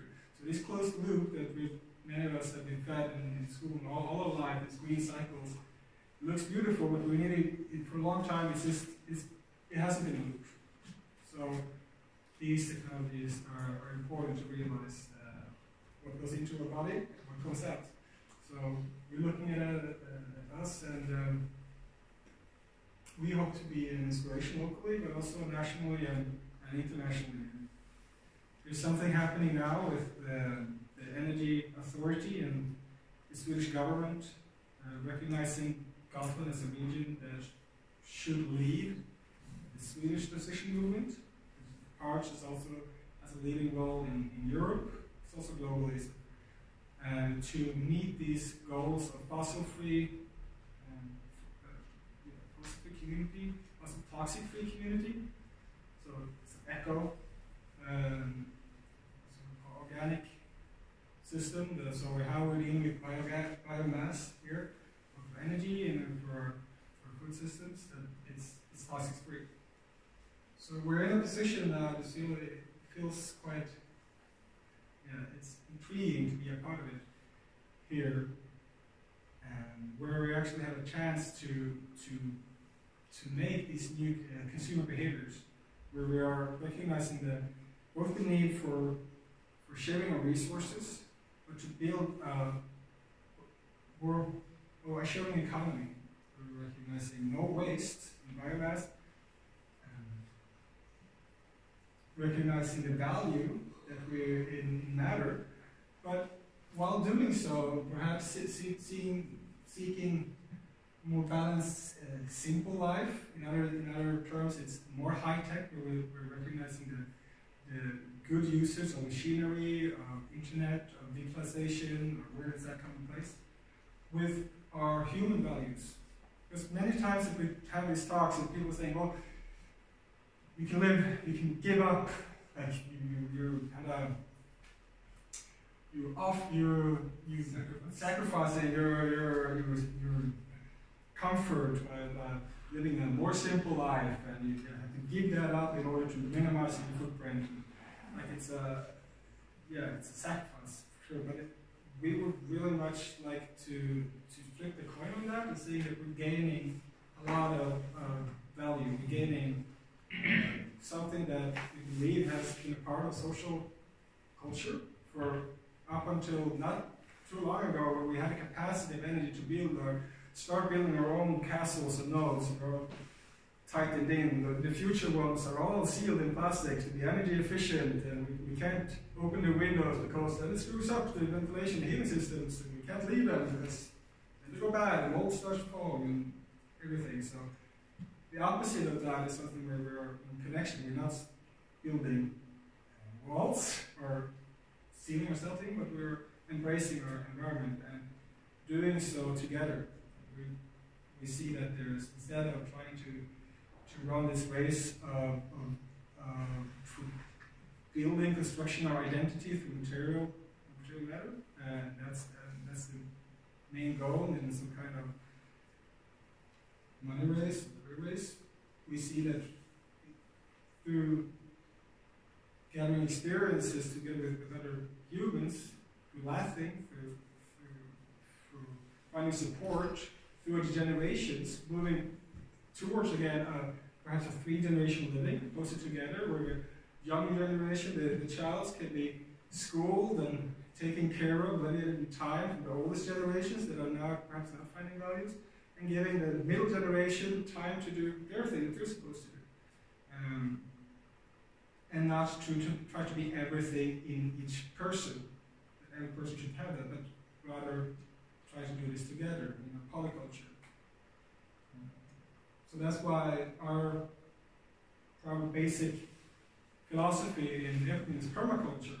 And that is something that is perhaps mostly regarded in terms of gardening and some fluffy flowers and maybe some bees pollinating and things like that. But that really goes in line with how we're also interacting with each other and how we're finding well-being, not just for us, but in the concept of where we are in our surroundings.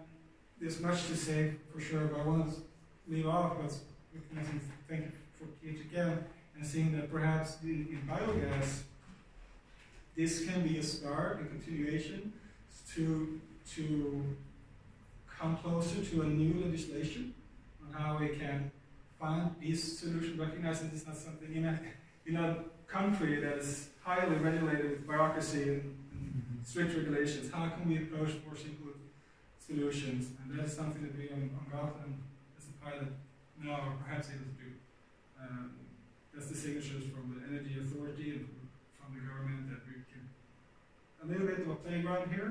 So I invite all of us and all of you to keep playing with this and see, have a joyful approach to all of this, but also see that this is perhaps the time to do it. I will leave off and see what you want to discuss.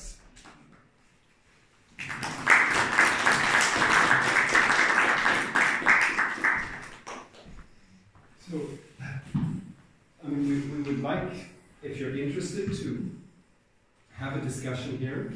At least we advertise this as going to 4 o'clock. We have 15 minutes left for small discussion.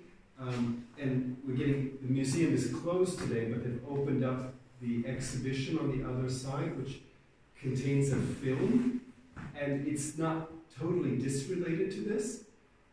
It's sort of the history of Gotland in a 1 million year perspective, but also which connects in going into the future and is a little bit connected to what we're talking about. So that's really interesting. It's an artsy film, but an interesting way if you can think about it in that respect. But first we'd like to capture if there is some new thoughts in your head that you'd like to come with, that we're welcome to discuss more in a circle than in this format. But let's try as well. Yes, please. Just curious, how do you create the pressure of the gas?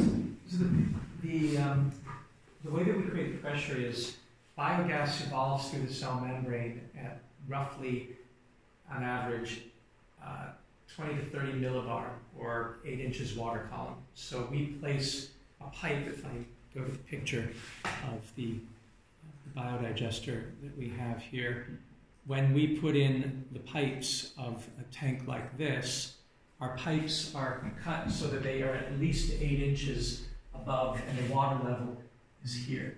And that 8 inches is enough to force the gas out at 8 inches water column pressure to whatever bag we're filling or whatever floating tank. So the water creates the pressure. The water creates the pressure. Well, it's actually the bacterial cell membrane through the active transport, sort of a reverse osmosis that creates the pressure. But the interesting thing that's theoretically still being worked on is they produce methane down at the bottom of the ocean, so pressure doesn't seem to affect them negatively. They can still evolve that gas even with however many miles of water are above them. But we don't get an effective pressure of greater than 8 inches water column, or about 20, 30 millibar. So we enhance that with a small aquarium inline air pump, which the Chinese sell as biogas pumps.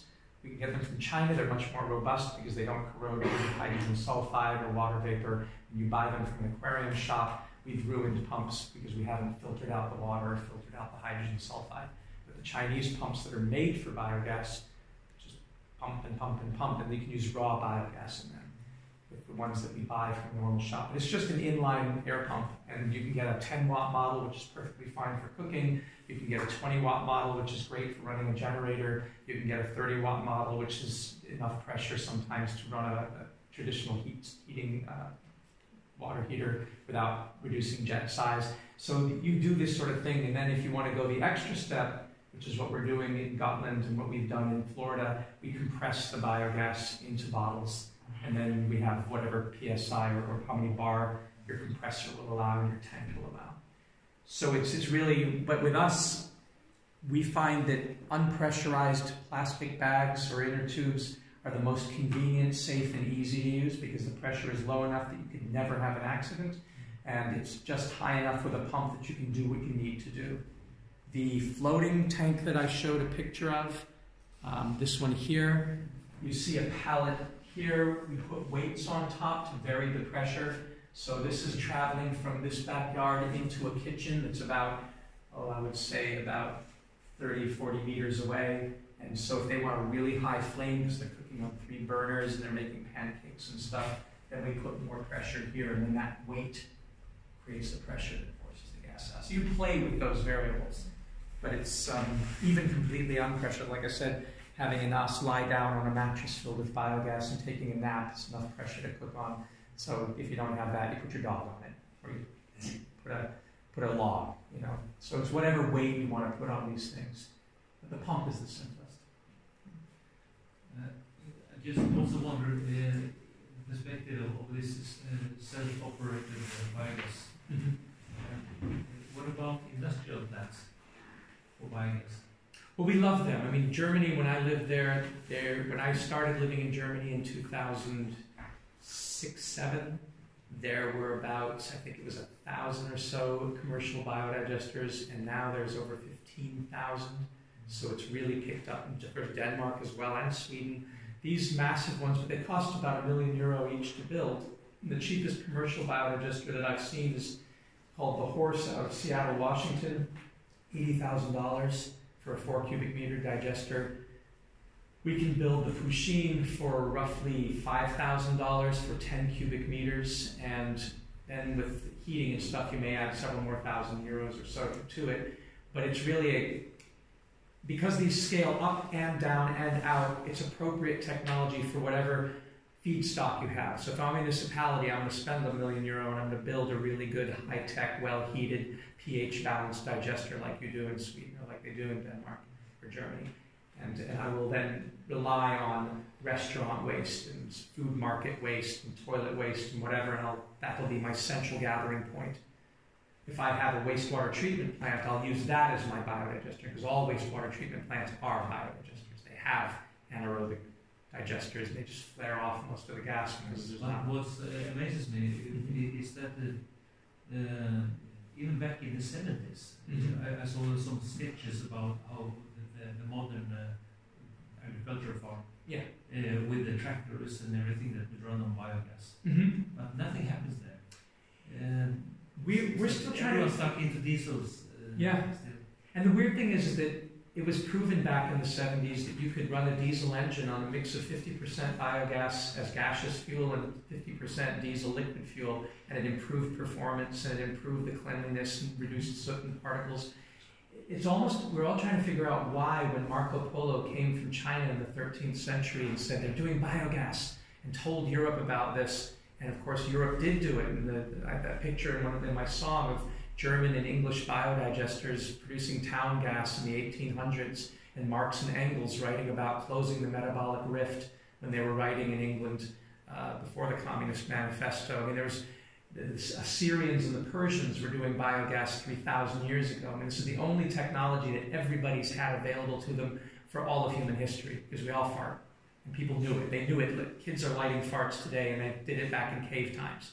So it's not like people didn't know, but we feel that there's been some strange active suppression of the simplest and most effective of solutions, some due to cultural phobias. Food waste is a taboo, and toilet waste is definitely a taboo. Don't touch cleanliness things of sacred and profane. I mean, if you go through history, this simple solution kept coming up and being marginalized. Even to the point where an Egyptian peasant said to me, "What are you doing in the slums of Egypt at midnight?" when he was taking me to the taxi to the airport. I said, "Building biodigesters." He goes, "What's so special about that? Doesn't everybody know how to do that? We do that in my village. We take all our food and toilet waste and animal waste, throw it in a pit lined with clay, put clay and straw on top and stick a bamboo pole in, and we light it. We've been doing that for centuries." But anthropologists and scientists didn't talk to those people, and if they did, they sort of didn't make a big deal out of it. Maybe because fossil fuels became too easy. Maybe because some people saw how quickly this leads to decentralized and democratized energy production and food production. So maybe active efforts to suppress it.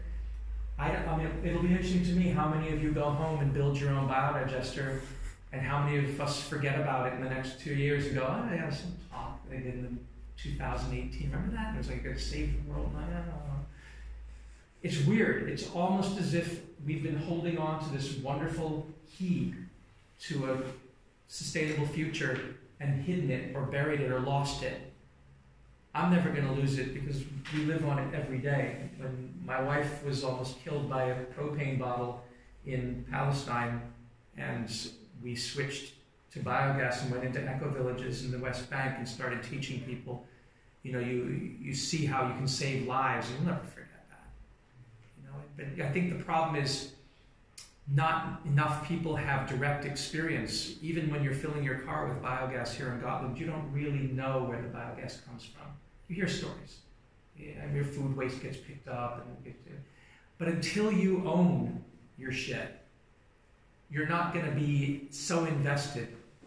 And I think that that's why the people's biogas movement is so important to work in complement with the larger system movements. Because we want even if school kids just built those little digesters and every kid knew what was going on, then they would support policy and say to their governments, "Look, we get it. We do it in the classroom. I built one. Why don't we have them everywhere? Why is there one garbage can with flies and rats?" So there's something about disconnect. And that's what we as science teachers are really working hard. Fortunately, National Geographic is supporting us, and we'll go to Hawaii to work in a high school and teach the kids. We were in Ireland last summer teaching kids. So maybe we'll never forget again. Or maybe space aliens are trying to stop us. It's weird. Vicky had a question. No, it's not really a question. It's more of a statement. Yeah. Thank you very much for your presentation, all of you three. And I was thinking of the future. Now we're supposed to be pilots in Sweden, Europe, the world. And first of all, top bottom is not going to work. We had to do it ourselves. That's crystal clear for me. And that's very interesting, your discussion of doing it yourself on your farm, on your house. I think whatever we do, that's the solution. We don't get any help from above. We have to do it ourselves. So for me, it's the most important mindset now when we are going to be a pilot in renewable energy. I think we have to do it ourselves.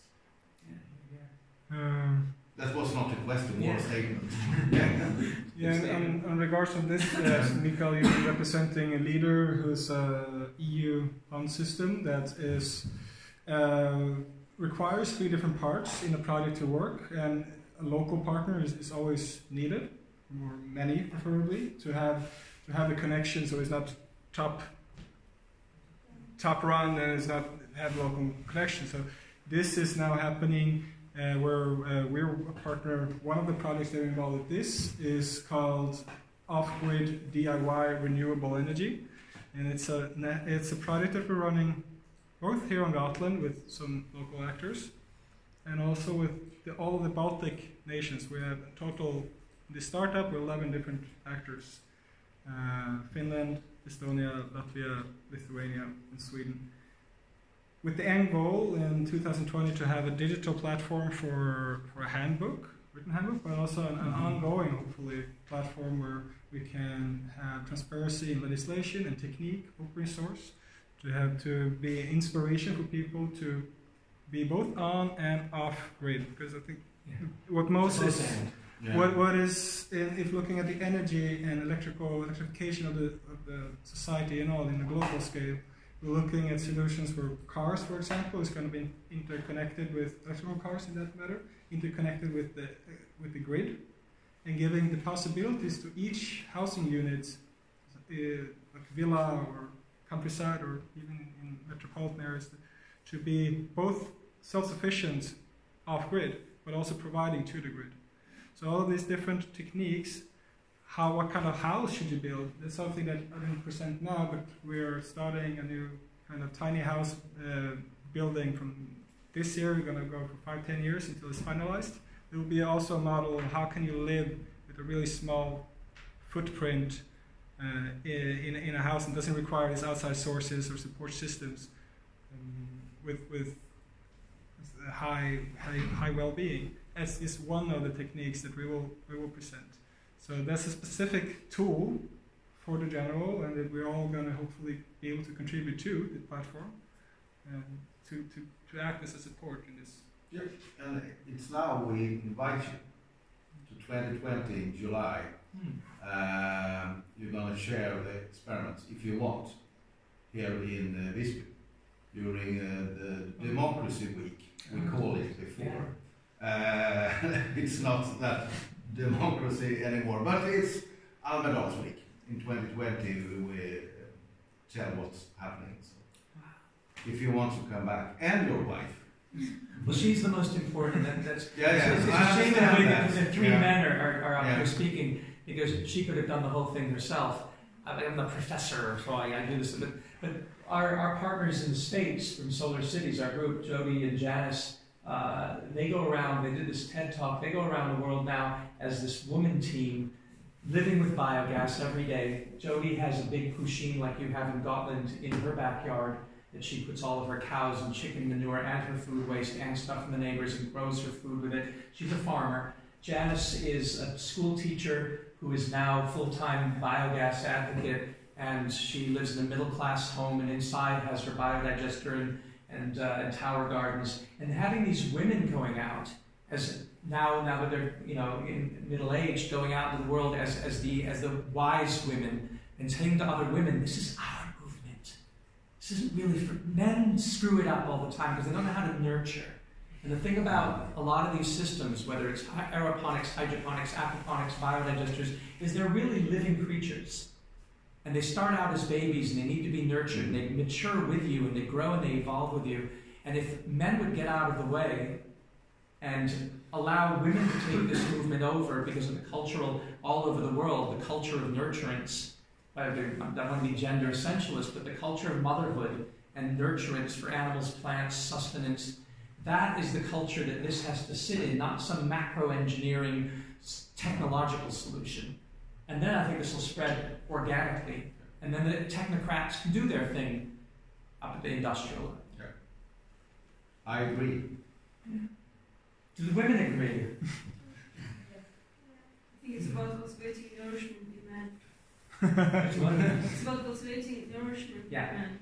Well, you'll change men through this.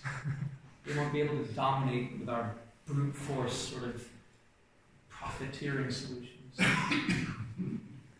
have another question. Comparing industrial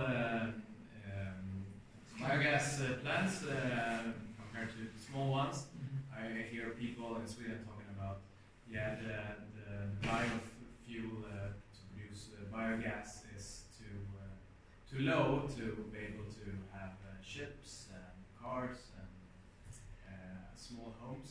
So how do you tackle that question if we should put everything towards transforming the ships or transforming your cooking in your local homes?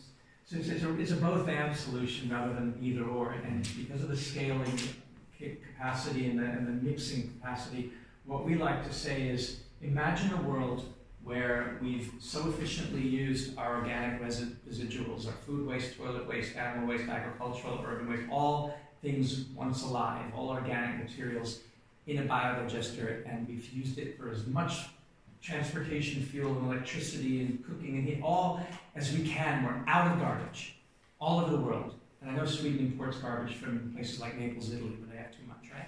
If you're at that point, you say, oh gosh, look at how darn clean the world is, and there's no smoke and no pollution, no soot, but we still want more energy. Then you turn to solar radiation. You turn to photovoltaics and solar thermal, and then you go, oh, we still need more. And you turn to the solar derivative, wind. Oh, we still need more. And you turn to geothermal and the ground source heat pump. Oh, we still need more. Turn to wave and tidal. And you start packing the luxuries that you want to make the society ever more exciting for you. And you want to have big screen TVs on every street building. But your necessities are already taken care of by the garbage that is now turned magically into this wonderful clean, safe fuel and fertilizer. And you can build out, and eventually you might get to the point where you say, we need to make big investments in big infrastructure projects, or we need stored energy that was stored for millions of years that we can release in an instant. That's when you turn to a form of biogas that is available in fossil deposits. It's still biogas. It was made by animals and plants, microbes, right? But it's there, and we have hundreds and hundreds of years of it, but it's going to cost, because it's going to release greenhouse gases. You go, well, yes, but it's right. So can I reclaim and sequester that carbon because I'm investing in a sector, building an industry that when we're done will run on renewables? But I need that one-time investment. Well, you pay for it by saying I'm going to use my fossil reserves very strategically, accounting for the carbon I'm putting out and what I want to get back. But do you have any numbers of how many terawatts that we can get out of? American biogas that is available? It's sort of like trying to get the terawatt numbers on unproven oil reserves. It's speculation, because at the past people thought that the numbers the American Biogas Council used, and I don't have that number, I apologize. I'm not a numbers guy that way. I think in terms of buckets and amounts like that. But the American Biogas Council had those numbers, and I remember reading them and arguing with them and saying, you're basing it on the American experience of rural digesters running on animal manures, which are energy poor. Because the cow already jumped over the moon, the pig went to the disco. By the time animals eating shit, excuse my language, there's no more energy really. And yet that's all America's experience. India taught us 10 years ago, urban, urban. And those numbers are now being looked at. And some Sweden's looking at them. And they're going, well, 40 to 60% of food is wasted from the farm to the city. Then 40% of that is wasted before it gets onto the supermarket shelves, and 40% of that is wasted by the consumer. And they're trying to figure out these numbers and figure out, well, how many terawatts would that be of primary photosynthetic energy? To me, it's putting the cart before the horse, because we haven't accounted for all of the stages of transformation that get enhanced negentropically by microbes. If we put all of these materials into dedicated biodigesters and they keep evolving with us, those microbes are learning new strategies to unpack energy that we haven't thought of. And so if we think there's a limit and say we can't go this way because it's not enough, we then say, forget the biogas sector. We know fossil fuels are there for us. But if we say, let's use up all we have and push the envelope until we see that we need more, our creative energies will be put toward assembling solutions. So I can't say with any confidence that we could run all of civilization on, and I would never say that, on biogas. I can say only that we'll use up all of the available photosynthetic bonded molecule energy, and then we will free ourselves and have the luxury to parse out when to plug solar in, when to plug wind in, when to plug nuclear. I don't like nuclear at all. That would be my last thing, but I would get to it way in the future. Like, gosh, we want to have massive rock concerts with speakers that you can hear over in Siberia, and we need to power it with a nuclear reactor. Really, you do? Maybe you can build a nuclear reactor. But why would you go there when you still have all this? We have some unlimited amount of biomass. I mean, it's not only food waste. We have agricultural waste, whatever garden forest waste. Then we have our seaweed washing onto our beaches. We have the algae. You know, there's no shortage of biomass that can be transformed. And I did want to say, we did an experiment this semester at USF. A student of mine, on my hunch, built our first marine digesters. And in the literature, it says you cannot do biogas in salinities over a certain ppm, and salt is your enemy. So since many foods have salt, seaweed, they tried, eventually it got so salty, the whole system shut down. So no salt water stuff. And I said, that's ridiculous. So working with Sylvia Earle, the oceanographer, and working with the marine labs, we got dolphin poo and manatee poo and fish poo, and got the microbes from marine animals that live in the ocean who fart, and cultivated those, and we have successfully run saltwater digesters that are pure salt water, running on seaweed, running on fish waste. We're chopping up dead fish from dissections and throwing the bones in. And now we know, as Robert says, there's nothing organic, up to and including lignocellulose, which can be treated through silaging. Nothing that can't go in a biodigester. There's another issue with using seaweed for biogas, right? Because when you get the fertilizer part out, you have too much heavy metals in it, so you can't use that on crops. Directly. So the thing with these biogas horror stories always have to do with some engineer looking at a bad use of the output without creatively thinking through these full systems logic problems. So you go, there's too many heavy metals. Well, the solution there is dilution, because in the ocean the seaweed is dispersed and it concentrated. Now you've got this concentrate. You say, well, don't put that directly, dilute it again.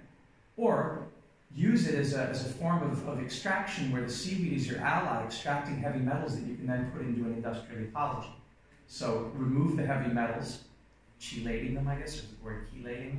And there's processes to get them out, which the seaweed did when it brought them in. So all of these issues are ones of lack of creativity because we want to avoid it. Meanwhile, we'll talk with great seriousness about nuclear really has a good future. We still haven't solved the waste problem, but we're still working on it. So let's build another reactor. And you're like, well, you're worried about heavy metals and seaweed, and you're not worried about building another nuke? Well, this time we're using thorium. It's a little bit safer.